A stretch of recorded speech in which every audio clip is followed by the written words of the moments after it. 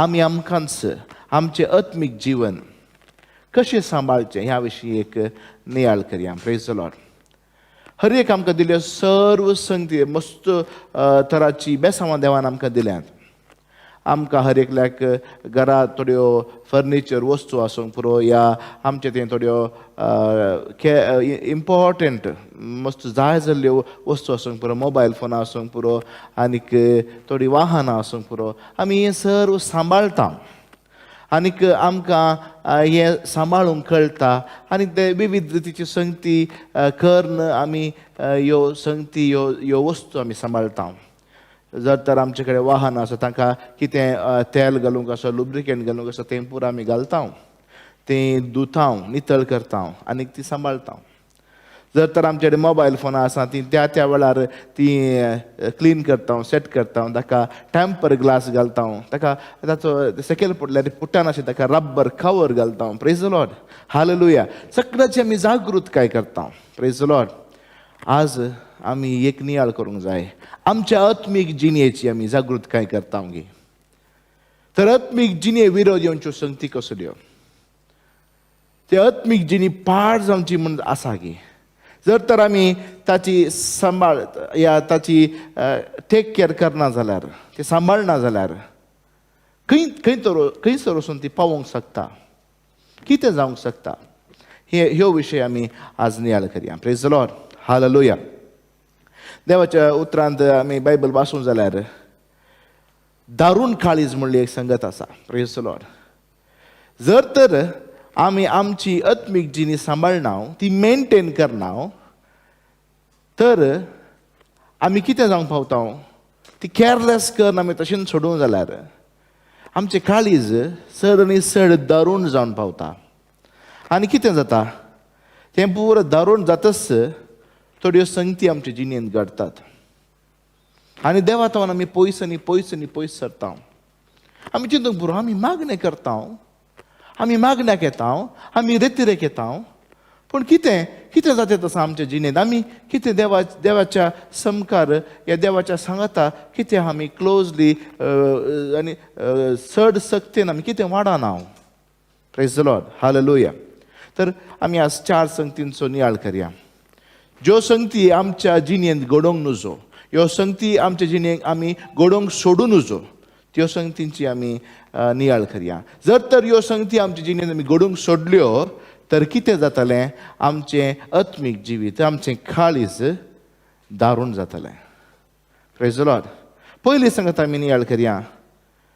देवाचो उतराचो पाळो आमी करनासतना रावचें. देवाचें उतर जर तर आमी आयकता, प्रिचींग करच्या टायमार ह्या देवाचें उतर वाचतना आमी देवाचें उतर आयकता, तें उतर आमचे भितर येता, पूण आमी तसो पाळो करनात.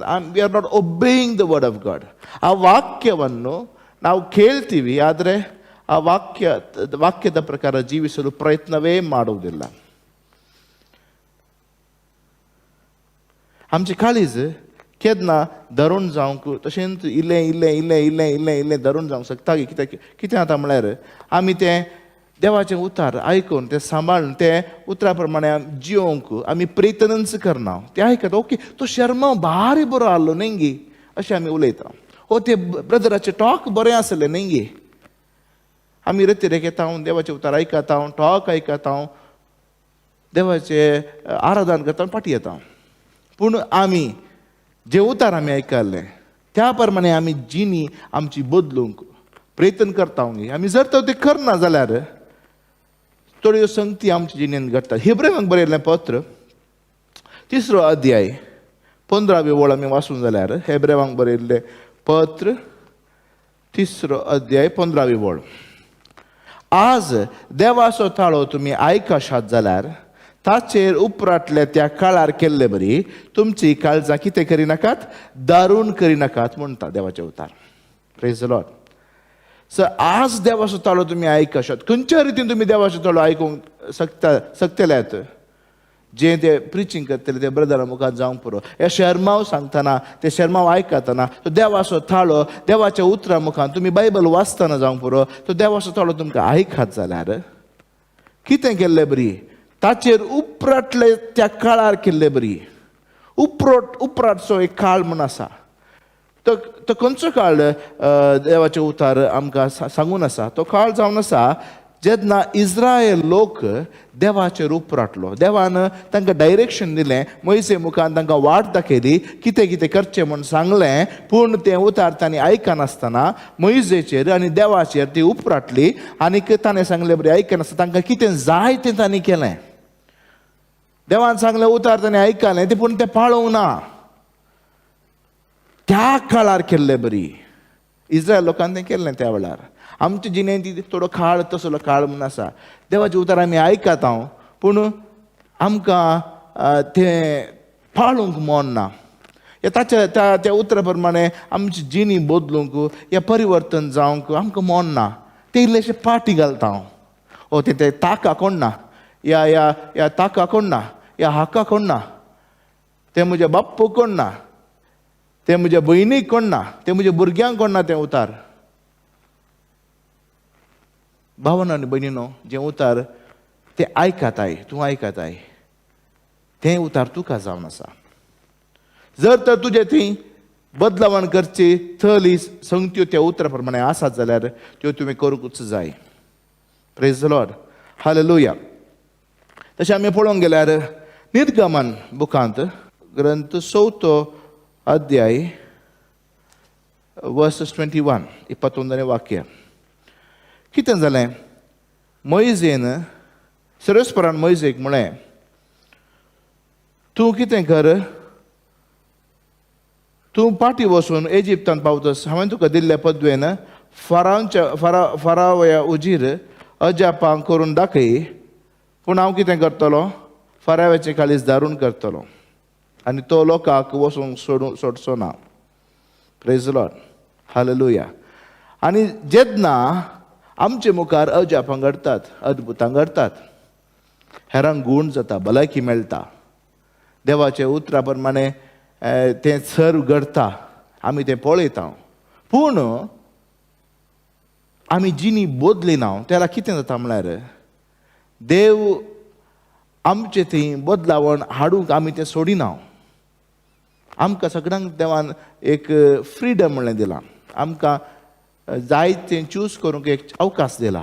पूण आमी तें बदलावण आमी आमचे जिणेंत हाडनातल्या वेळार कितें जाता? आमचें काळीज दारूण जाता.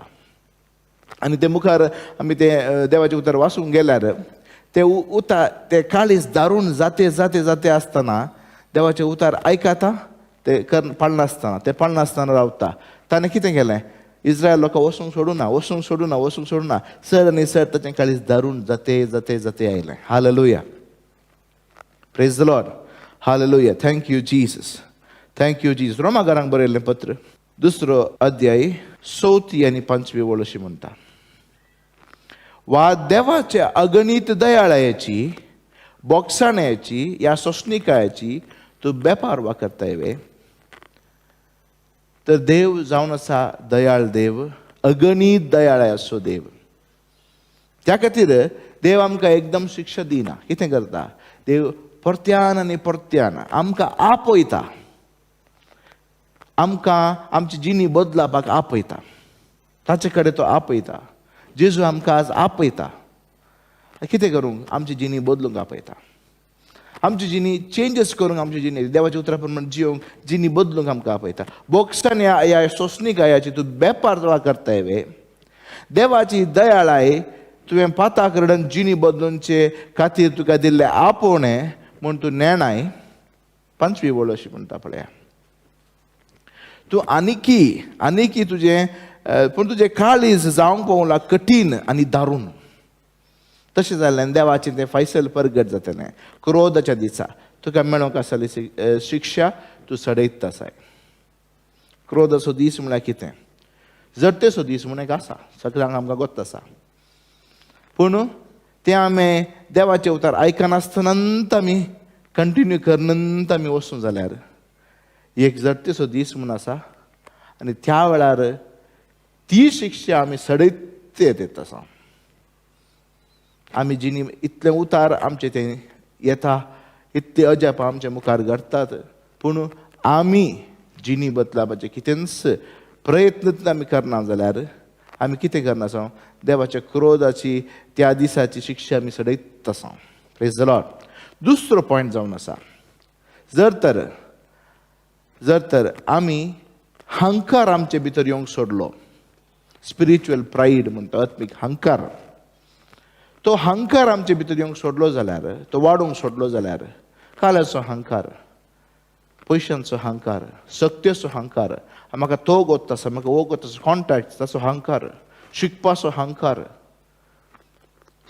या कितेंय शिकप शिकल्लें हांव अलो मनीस चलो मनीस म्हणलो एक हंकार, खंयच्याचो हंकार तो जावं दी, जर तर तो तुज्या जिणेंत चड आनी चड तूं येवंक सोडटाय जाल्यार त्या कुशीन कितें जाता आसा, आनी एका कुशीन तुजी भितरली जिणी, तुजी आत्मीक जिणी कुसाडत येतेत आसता. Praise the Lord.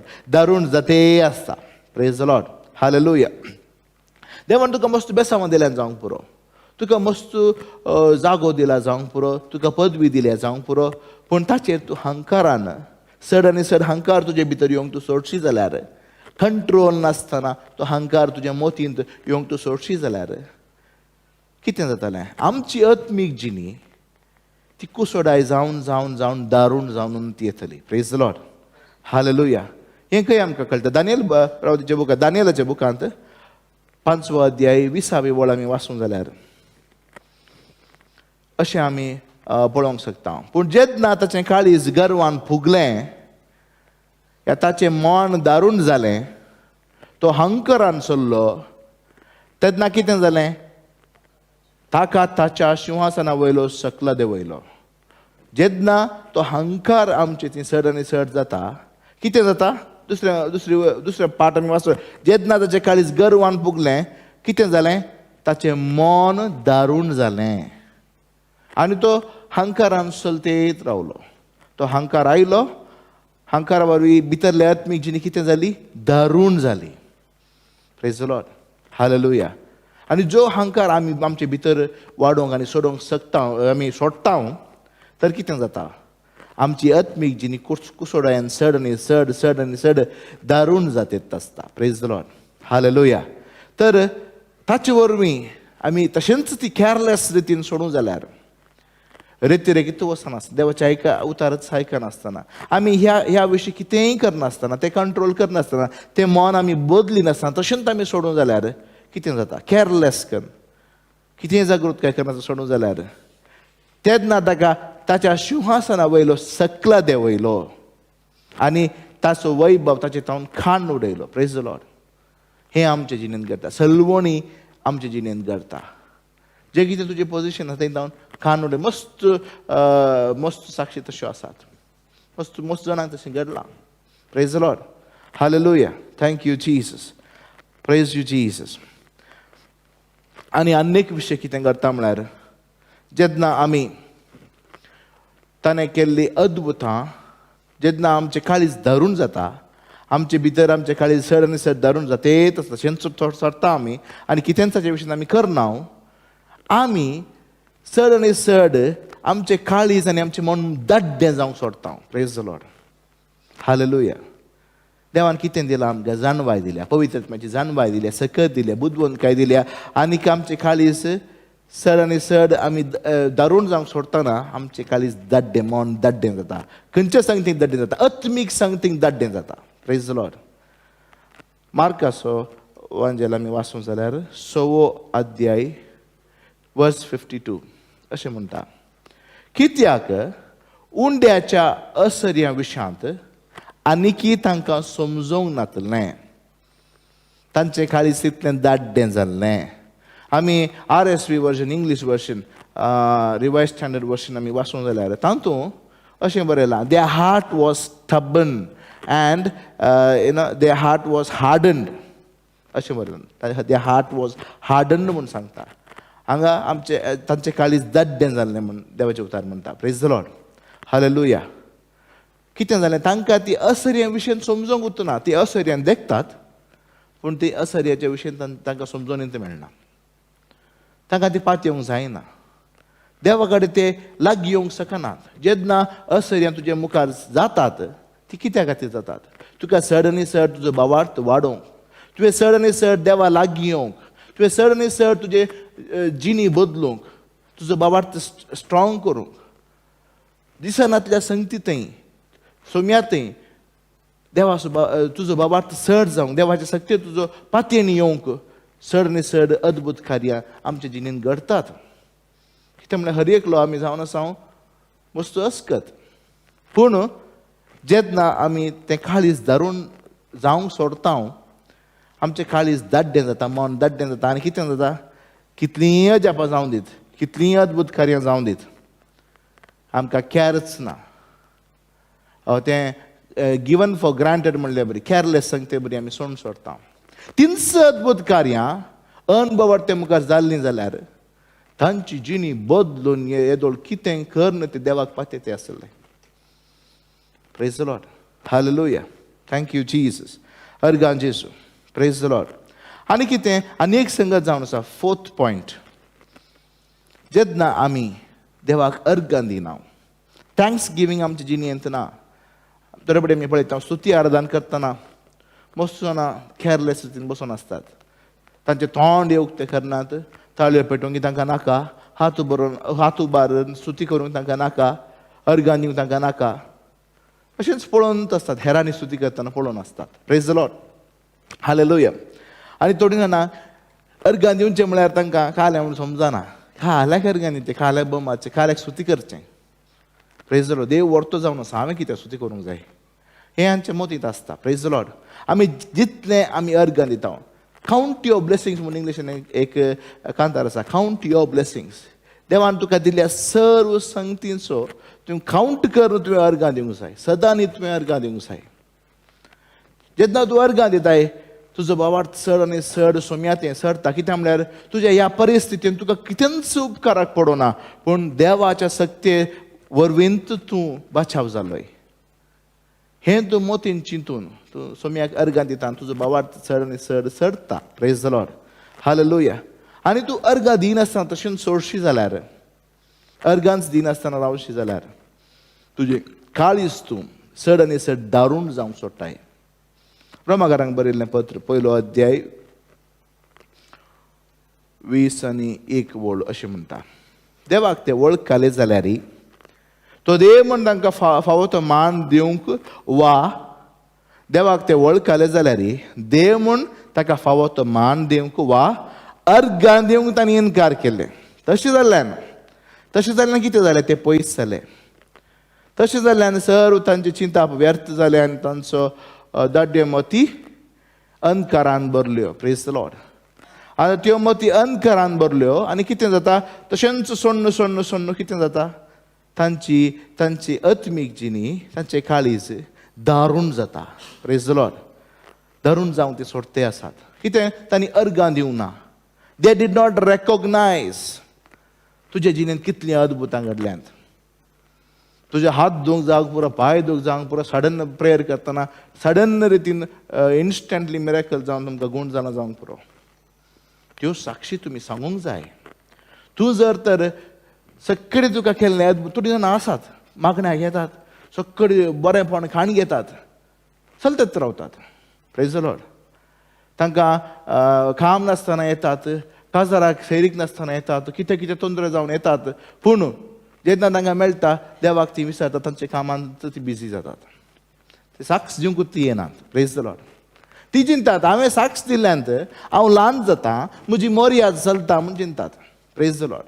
पूण जर तर तूं हें व्हरोन पळोवशी जाल्यार तुजी आत्मीक जिणी कितें जावन आसा. तूं अर्गां दिनातल्या वेळार तुजी आत्मीक जिणी दारूण जाते आसा. हालेलुया. Praise the Lord. जर तर आमी आज मनान दवरता तर जेन्ना देव आमचें थंय अद्भुत कार्यां करता तेन्ना आमी अर्गां दिवंक चुकोवन वचो, आनीक आमी साक्ष दिवंक चुकोवन वचो. देवाक महिमा जातात. आमची साक्ष जावन आसा देवाक महिमा दिवची. हालेलुया. Praise the Lord. आनी ती साक्ष तूं दितना तुजे बरी कश्टांत संकटांत संपटलो आनी एकलो आसतना तो ती साक्ष पळयतलो, ताचो भावार्थ सडटलो. Praise the Lord.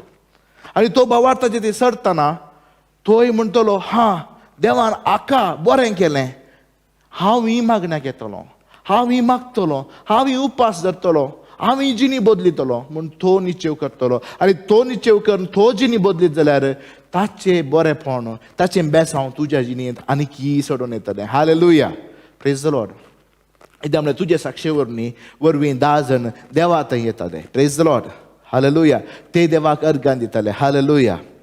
एफेसकारांक बरयल्लें पत्र 6 अध्याय 18 वर्स 18.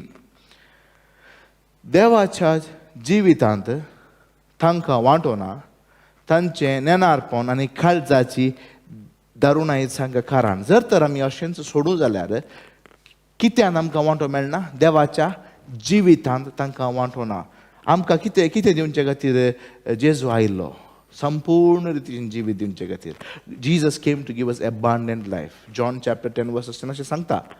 सोर येवचो सोरूंक, बिबाड करूंक, नाश करूंक, जिवीश मारूंक. पूण हांव आयिल्लो म्हणटा सोमी तुका जिवीत दिवच्याक, संपूर्ण रितीन जिवीत दिवच्याक.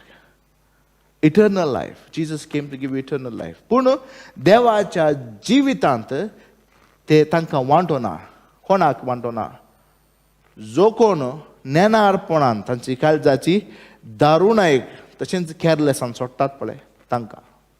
तांची काळजाची दारुणायच हाका कारण. देवाचें उतर अशें म्हणटा. Praise the Lord. हालेलुया.